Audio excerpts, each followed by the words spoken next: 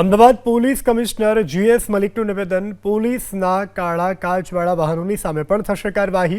પારદર્શિતાથી ચાલી રહી છે ટ્રાફિક ડ્રાઈવ। સ્થાનિક પોલીસે ટ્રાફિક ડ્રાઈવ યોજવા આપી છે સૂચના।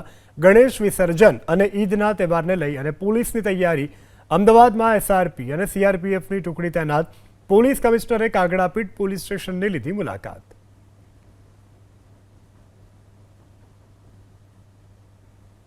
આપણે જે અમદાવાદમાં બગર નંબર પ્લેટની અને કાળા જે કાચ ફિલ્મ રાખે છે એની ખાસ ડ્રાઈવ ચાલી રહી છે।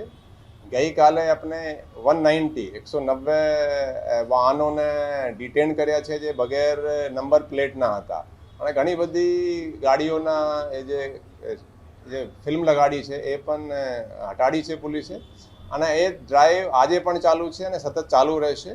એમાં પોલીસ ડિટેન કરે છે, પછી એના RTOમાંથી ફાઇન થઈને પછી એને છોડવામાં આવે છે।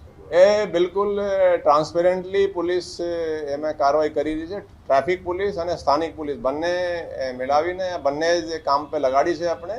અને 190 જે વ્હીકલ છે એમાં ગમે કોઈ ના હોય, પોલીસ ના હોય કે પ્રાઇવેટ હોય, પોલીસ ન્યાયિક રીતે અને કડક રીતે કાર્યવાહી કરી રહી છે।